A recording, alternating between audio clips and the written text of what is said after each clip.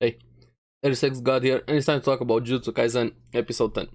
Now, this episode we found out more about Mahito and Yoshino's relationship a bit, and also Yoshino's past, and a lot of dead flags, especially with Nanami. I don't know, hopefully he's gonna survive, but from the way things are looking, I'm not so sure. And even Yoshino, I don't see him in a good position. So let's get into it and see what happened. Now, I gotta say, this guy's life, Yoshino's life, has been just a constant train wreck because everything we see about his past is getting bullied. The first time we've find out something with his past, he was getting bullied over a girl, even though he didn't do anything wrong. This time we see him in his movie club, and I gotta say, the future of scary movies not looking too good, turning into a sitcom or soap opera, overcomplicated, and yikes, scary movie are not looking very good. But yeah, him in the movie club with some friends of his. Bullies, of course, come in again this time. They want the room, and he stands up to them wanting to recover one of the movies that was stepped on. Gets kicked in the face. They lock the room. They beat him up inside. Because why not? Everything he does in school, he gets bullied over it, beaten up. Even his friends abandoned him, left him alone over there to get beaten up.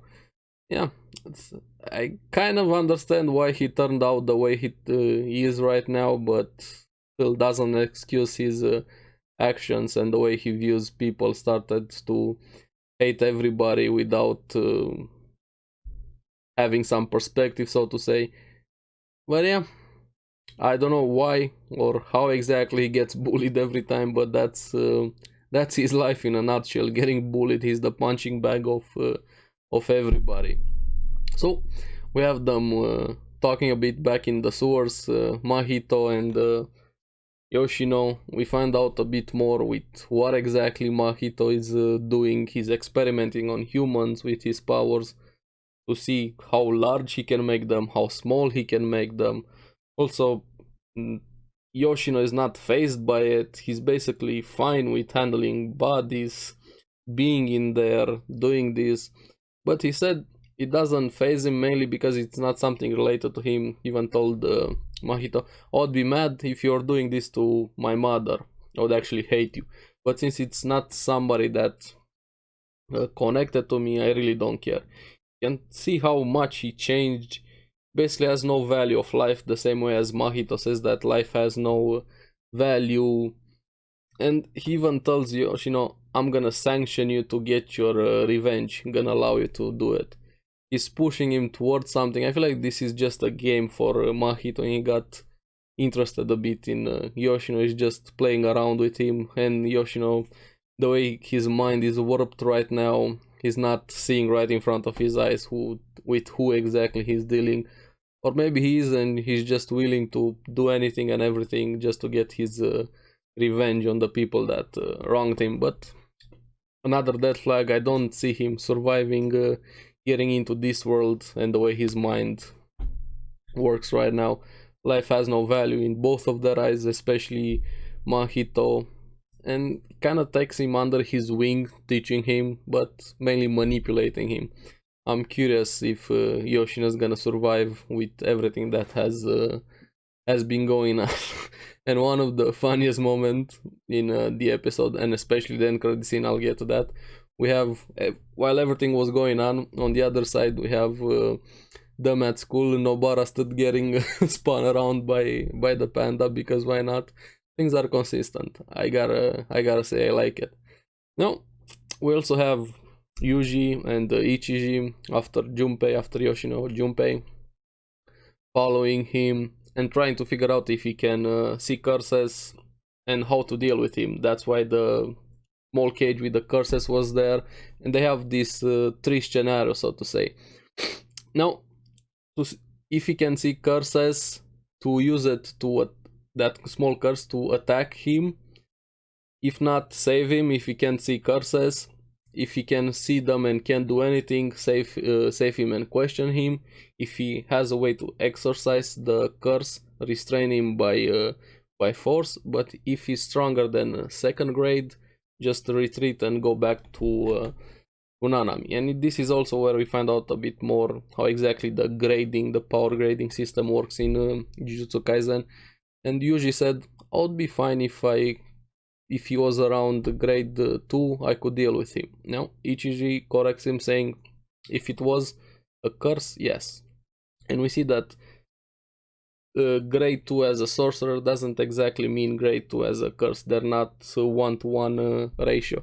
A grade 2 sorcerer is expected to win over a grade 2 curse, but the power of a grade 2 sorcerer is mainly equal with a grade 1 curse. So the ratio is not 1-to-1. They're a bit different. You can actually see in the panel over there.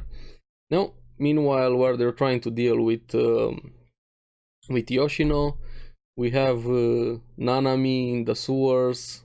If last episode he knew the hideout of the main guy thereafter, in this case being Mahito, and he was killing curses over there, and he actually meets up with Mahito.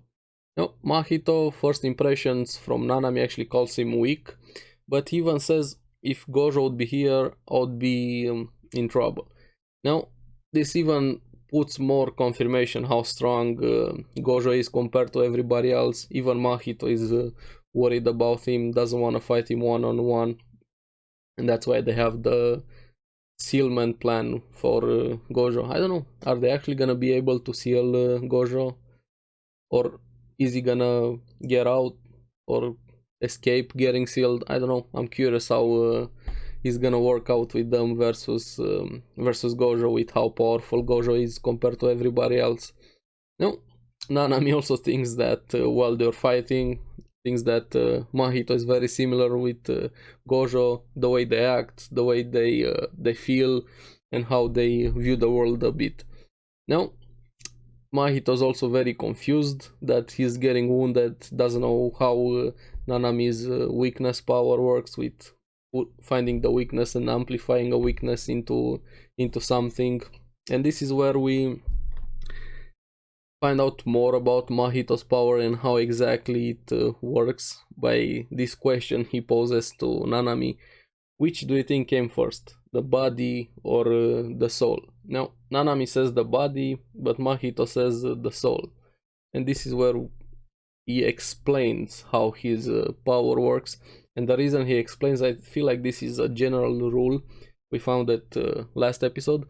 If you tell somebody how exactly your power works, the mechanic behind that, you make a pact and you amplify that said power. And this is why everybody is basically sharing the mechanic behind their powers. I feel like this is a very good rule to have in the power system of Jujutsu Kaisen compared to every other series where somebody is just willing to tell you his power for whatever reason. At least in Jujutsu Kaisen, there's a reason behind it. And his power is he can make contact with a soul and alter its shape. Seems to be a very versatile power, actually changing his legs, being able to make humans smaller, larger, manipulate curses. He also has a supply of humans, a stockpile of humans on him, with them having their forms manipulated, and even named his power in a way. I don't think it was a domain expansion, he called it idle transfiguration. It was mainly just a curse technique, and that's how his power works. I feel like it's pretty dangerous, honestly, from what I've seen this episode, and it's full of freedom, the way he can use it, what he can do with it. He can manipulate even objects if they have souls, and especially humans. Now he wants to try his powers on a Jujutsu sorcerer. He's growing stronger and stronger, experimenting with his power. Even he says he's not in full control of them, doesn't know everything about them. That's why he's performing experiments. I'm kind of scared when he's gonna reach his potential with his powers. He might actually pose a threat to even Gojo. I don't know why. He might be the most dangerous individual or curse we've seen so far. We still haven't seen the Cthulhu one, the one who made up the ocean, but Mahito seems to be in charge of the curse faction.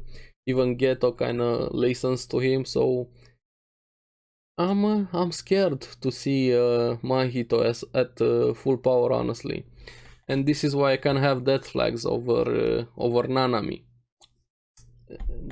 Honestly, I don't know how Nanami is gonna get out of this one, but I'll get to that. Now, back with Yoshino and Yuji shenanigans. We have the teacher that left him getting bullied in the first episode. We met Yoshino now at his house, telling him that the bullies are dead. And this is where I'm curious. Did Yoshino actually kill them? Something else happened to them? Or did Mahito kill them? Kind of leaning towards Yoshino. I don't know. Maybe he actually got a bit of his revenge the way he was talking with Mahito, or Mahito used them as props for his experiments, lab rats. I don't know, but end result is they're dead. Honestly, this teacher seems like the scum of the earth. He thought that those bullies were Yoshino's friends. How bad can you be at your job, dude? Even let him get bullied. You probably know what happened in that room at school, and now you're at his house to even bully him more, or just get rid of your guilt, just to check up on him, to see why he missed his bully's funeral. Are you serious? What kind of a teacher are you, dude?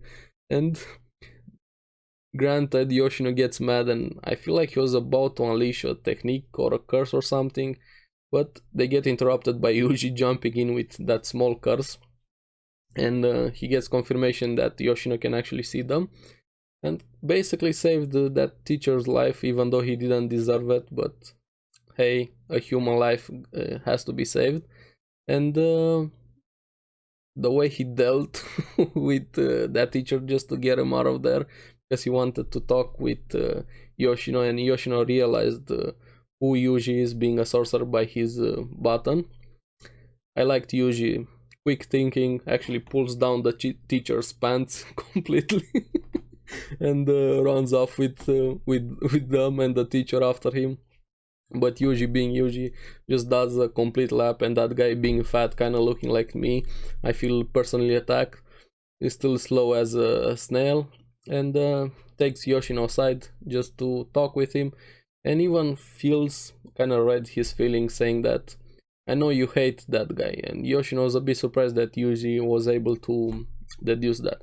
We don't know what exactly Yuji is gonna do with him now, and with Ichiji, but they have a private time. Hopefully we're gonna find out exactly what happens next episode between them, because now we're back with Nanami versus Mahito, and Mahito is kind of in control of the fight, and even Nanami admits it's a bad matchup for him, the way their powers work. Another death flag. I really hope Nanami is gonna survive, because he even gets visibly mad, because one of the modified or altered humans in that blob disfigured form asking for help, like, put me out of my misery. And we also see that he talked with the doctor. There's no way to save them. The best thing you can do is just kill them, is the best for everybody. But yeah, he got mad, kind of taken it personally. And another death flag, more and more death flags surrounding Nanami. I really hope he's gonna survive. I like him. He even made a promise to himself, saying he wants to leave work on time, and he's nearing that time when his shift is should be over. Another death flag. I really I'm not seeing Nanami getting out of this, but we also see that Mahito almost gets him with his attack, trying to alter his soul, and Nanami got lucky, or I don't know how exactly happened. Even Mahito said that sorcerers usually protect their bodies with curse energy and not their souls. And this is why his power is very dangerous. But Nanami did it subconsciously, without even realizing, probably, put some curse energy to protect his soul, and that's why he was able to survive Mahito's attack, or him touching him. But he's not gonna survive many of those, even Mahito said. And another death flag. Now, we have Nanami kind of getting serious a bit. I'm curious what exactly this is gonna do, because it used his tie to wrap it around his hand and get some curse aura, and even Mahito got a bit surprised. I don't know what's gonna happen. Is he gonna unleash his domain expansion, a special technique? Is it gonna work against Mahito? Is he gonna survive? Hopefully yes, because I like Nanami quite a lot. But there's so many death flags surrounding Nanami, a lot more than Yoshino. I don't know if both are gonna survive or either of them, but hopefully Nanami is gonna survive. Now, I'm not so sure. And as is tradition with Jujutsu Kaisen, we have another amazing end credit skit or scene, however you wanna call it. And this time involving Nobara looking for her uniform, which is missing. And this was so funny. The panda was there with a jacket, part of the uniform, just struggling to keep it on while breaking it apart, and Nobara just proceeds to smack him down with the hammer, poor panda. And we have another one walking in this case being Inumaki, the guy who talks in fish patterns, and he has a dress on him, but neither of them were Nobara's. It was Maki's. They were messing around with Maki's uniform. And the best part, you have Jojo, my bad, you have Gojo walking in Nobara's full uniform, pretending to be Nobara. Because why not? And the skits are too funny. Now, I leave off the question to you guys. What do you think about the episode? Do you think Nanami or Yoshino, any of them, are gonna survive? What do you think about Mahito's power and how the power grading works in Jujutsu? And thank you very much for watching. Remember to like and subscribe, it really helps me quite a lot, and you guys get the latest videos on the series I follow. Now, keep enjoying Jujutsu Kaisen. I'll see you on the next one. Bye bye.